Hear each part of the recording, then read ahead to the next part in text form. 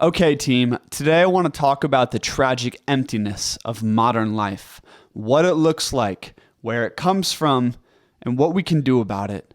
This is one of the most important videos and ideas that I think everyone needs to be thinking about and talking about, is because it's getting worse. Community is dissolving, meaning and purpose are dissolving, masculine camaraderie is out the window, romantic love, family, marriages are all collapsing. And even the idea of the American dream of buying a home, of having a small ranch or something isn't even attainable for my generation anymore. There's been some massive social, economic, and political changes that has happened in the past couple of decades, past 100 years. And it's leading to this very broken, inverted, and empty place. Let's talk about it. Welcome back to Wisdom Warriors. I'm Christian. We're diving in today. Let me know your thoughts in the comments below.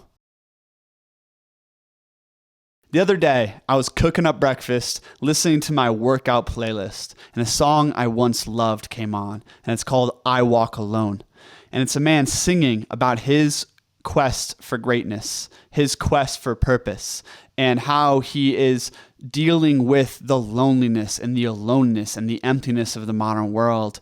And I felt so much compassion for 19-year-old me and all the 19, 20-year-olds out there who don't have a place in this world anymore, who don't have a shared community, a shared set of ideals and values. And because of that, they create this coping mechanism where they're spending, 3-4 hours in the gym and then working on their e-commerce business, chasing this idea of greatness, but ultimately just feeling so damn empty the whole way. And I've been there. And the thing is that feeling of emptiness doesn't just end with 19 and 20-year-old men finding their place in the world. Even at my age now, I'm 26 now, and I am one of the most blessed human beings on earth. I have a business and a creative purpose that inspires me. I have friends. I have dating options. I have a deep spiritual practice. I have these things, but at the same time, life still feels empty 70% of the time. And yesterday, just the other day, I took myself on a date to the Denver Art Museum, and I was sitting with paintings from the 1700s, looking into the eyes of these men in these idyllic pastures and woodland areas. And I imagined taking one of them out of those paintings and bringing them into the modern city of Denver. And what would they think? They would be impressed at our achievements in technology, no doubt. But they would be depressed if they could walk one day in any of our shoes. Yeah, we have conveniences and comforts aplenty, but the things that really matter to the soul, we severely lack. Do you even know your neighbors? How much of a community do you really have? People who you love deeply, who you would fight and live and die for. How many people have you celebrated with? Have you grieved with? Do you feel like you know on a deep personal level? On top of that, do you have comrades? Do you have any sense of shared purpose in this world with other men? Spaces you are going to master together, adventures you're taking together? Probably not. We have no sense of adventure, of hunting or war or protection with our brethren. We have no more brotherhood circles. To make matters worse, let's look at religion. There's no religious or spiritual underpinning in society. We no longer study or care for the soul and how that soul can mature and grow into its greatest version. There's no sense of church and spiritual reverence with your community. All the things that used to give us deep meaning and sense of belonging and mission in this world have disappeared. So if that 17th century man came back to walk a day in your shoes, he would feel so devoid inside, so disgusted with the state of our culture, and depressed at this lack of the fundamental human needs. I forgot to even mention things like family, marriage, land ownership, things that used to comprise the American dream aren't even really attainable for my generation. The loss of all of these is just creating this radical feeling of emptiness. I have great male friendships, right? But the thing is we're not on a shared mission together. Yeah, I'm going to a concert with some friends later today. We hang out, have a barbecue.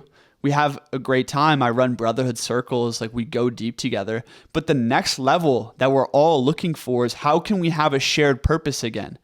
How can we have a political, economic, cultural project that we're working on together. Maybe it's a compound off in the wilderness, or maybe it's a business project or a political party and order that we're starting, or probably all three. But without that, all of our lives are divided. Everyone is off working their own job, raising their own family, pursuing their own personal destiny, and there's no collective destiny anymore, right? And this is the tragic emptiness for men. All men feel this, and sports games on the weekends and like concerts with friends and, raising your tiny little family, like these things aren't cutting it. And most men feel totally empty. So what the hell is causing this massive emptiness, this gaping hole in society? Honestly, I think this all boils down to the ideological victory that happened after World War II. And that was the victory, the widespread victory of capitalism, liberalism, and materialism. And this victory swept across the planet stemming from the West. And right now, anything outside of this worldview is deemed heretical. It's heretical to be even remotely to the right of the liberal identity of the democratic institution. You're just called a fascist now. And it's placed these blinders on humanity so that we can't remember what we were and where we came from. I want to give you a huge contrast to the modern day. And I'm going to present this idea of the Klan. The Klan is probably the most far-right extremist entity possible, okay? The Klan, the ancient clan of Europe, of, the steppe, of the Middle East, these people were generally ethnocentric, kin people who rejected and were openly hostile to almost all outsiders. Even the city-states in Greece were openly hostile to each other, and they were of the same blood, right? The Klan values honor, excellence, loyalty, and manliness in all of its men. It produces true men to protect its borders and to expand its mastery of open space. The Klan has frontiers where it's going to expand its dominion and its power and its influence. On top of that, at the center of the Klan is a shared set of values, a shared set of traditions and beliefs, and most importantly, a shared religion. And within a religion, within a myth, there is the story of the ideal man, the ideal women, and the ideal state. These things are all communicated through the religion and through the myth, and it gives a guiding light to all the boys and all the girls and all the younglings who are growing up into what they can be and what they should be and where to aim the arrow of their longing. All of these things happen within a clan. Almost every clan across the world has these elements. Now, for good or bad, like whether you agree or disagree morally with the clan model, you got to understand that people have evolved to live within a tribe, within a clan forever. This is where humans feel most fulfilled, and happy is with a kindred tribe of people. And without that, by actively attacking the values and the principles that lead to that life, you are creating emptiness. When we are not citizens of a whole, of something we believe in, life will be empty. I got a radical question for you.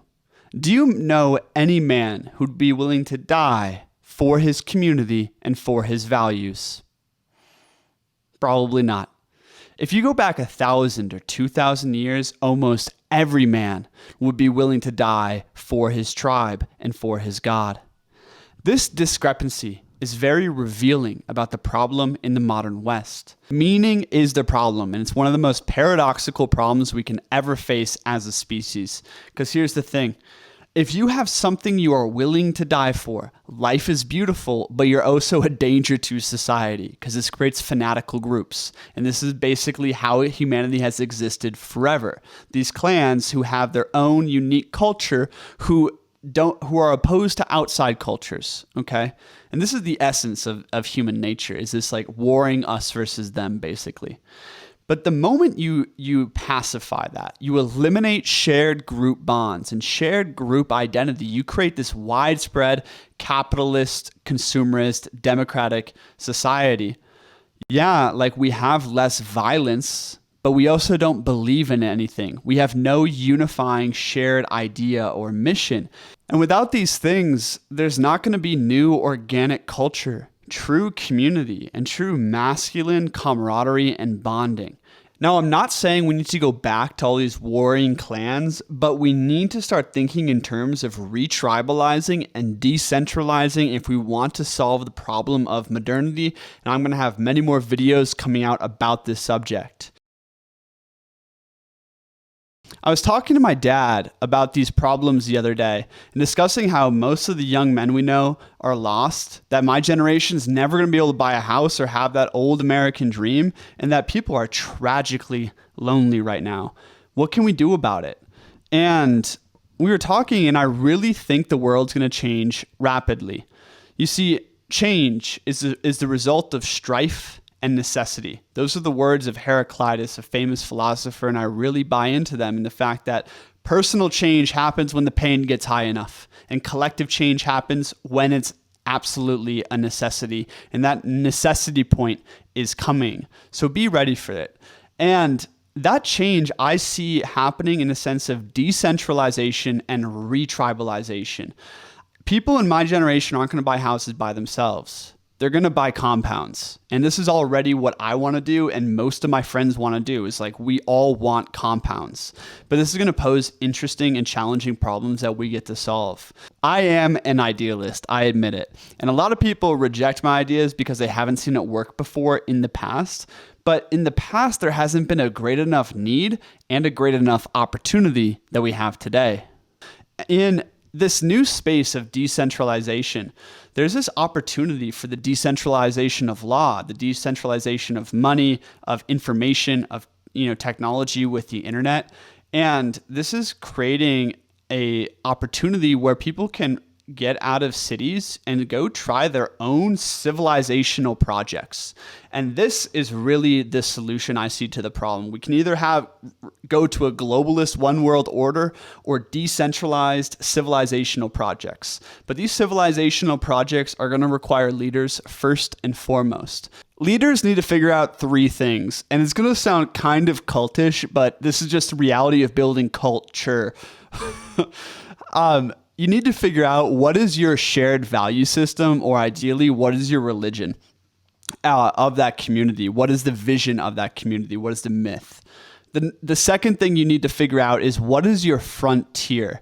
You need a frontier, whether that's like creating resources, a business project, whether that's a farming project, you need some or an ideological project that you're doing on YouTube or, crypto or something. Like, you need a project that is demanding high responsibility of everyone that is joining your tribe. Okay. And this is kind of like, think about it like a business. So you need a religious foundation, a business foundation, and then you need a political foundation of how this is going to be organized and how you bring in people to this order. And this is why it sounds like a cult, but honestly, if you're going to try a civilizational project, you need to figure out what is at the center of a civilization. And that is a religion, that is a economic or frontier project, and that is also a political structure of some kind. And that's the cool thing about decentralization, is you can try your own blend of cultish activities. But if you're not a leader, what can you do about the current situation here? I mean, you're all leaders in your own right, but number one is develop your character. And character growth is easy because we live in the most like dark and depressing times in so many ways. So you have this opportunity to refine yourself. And in refining yourself, you're going to build your value as a person. And this is going to help you build your tribe. And that's step number two, is build your tribe in any way you can, meaning like going out to build your social capital, becoming known in your community, meeting women, meeting men, like using social media as a tool as well to build your social capital, which is your relational wealth. I have a whole course on this in the new Men's Academy. If you're interested, there's a link below to learn more about that. But Yeah, we went really deep into that, but ultimately build your character, build your personal value so that you can build your social value. And a lot of people, when there's uncertain times coming, they look to building their wealth, building their resources. But the most resilient resource that you can build is your social resource, your social capital, because it's the strong community that actually makes it through hard times, not strong people by themselves. So, and then in some way, when you're building yourself and you're building this community, join this cause in any way you can, whether that's in decentralization, whether that's on YouTube talking about political philosophy. Like, we need a lot more of that. We need people on YouTube sharing the message and getting this retribalization, decentralization message out there. So making videos, learning how to farm, learning how to build community, like learning, natural building. There's so many different avenues you could go, but a lot of people are still like looking towards the old world, towards the like, oh, I'm going to learn marketing for this big corporation. And I'm just like, is that going to be really satisfying in the end? I mean, for some people are really well adapted to a sick world, but I'm not. And a lot of my viewers aren't adapted to a sick world. So in that case, start building skills and adding to the cause, forward thinking, forward looking. Imagine if we had decentralized, nationalistic small communities of like 1,000 people in each one. How could you add value to them? How could you add value in terms of gaining resources for them, adding to the technology or adding to the community in some way? And I really think this is the future coming. All it takes is people. We have so many amazing entrepreneurial, like deep intellectual people who are motivated, who are vital out there, but most of them are just like working for themselves to escape modernity. Like, they're just like living in Bali or living in Costa Rica or traveling as a digital nomad. And there's going to come this tipping point where we realize, actually, it's not about me, it's about us, okay? And these leaders are going to establish, basically these decentralized communities. It's already happening all over the world. This is already occurring. So it's like, how can you build your personal value so that you can add to these communities? Also, how can you build your own tribe to join into a bigger one? And also, how could you be a leader of something like this? I really see this as the only way out, because you're not going to be able to buy a small family home and raise a family like they once did back in the day. And really, do you want to work a job for a corporation, you and your wife, your whole lives, and barely see your kids? No. Like, we need compounds for the raising of children. We need compounds that are ideologically and culturally distinct. They are their own thing. This is where organic culture happens, when people are get together around a shared myth, a shared religion in a sense, a shared value system, and a shared vision of what they could be. When this happens, true organic culture emerges again. And right now in the West, we don't have organic culture emerging. We have the dissolution of all culture happening. So this is why the compound style of living will return. And yeah, this is just my 2 cents. Honestly, I would love to talk with someone who's really knowledgeable about the decentralization space and how decentralized nationalistic communities could be interconnected with one another all across the world. I see this as the true Great Awakening. I could be totally wrong, but that is my solution to the problem. I hope you enjoyed. This is Wisdom Warriors. I'm Christian. If you want to join my men's group and men's academy to discuss ideas like this further and help you with your character growth and building your tribe, there's a link in the description below. I would love to see you there. If not, if that's not for you, check out this video about why the world is on fire and young men are looks maxing. Goes right hand in hand with this one. I can't wait to see you at more videos about decentralization, retribalization, and possible solutions here. Anyways, thanks for tuning in, my friends. Don't forget to live dangerously today. Peace.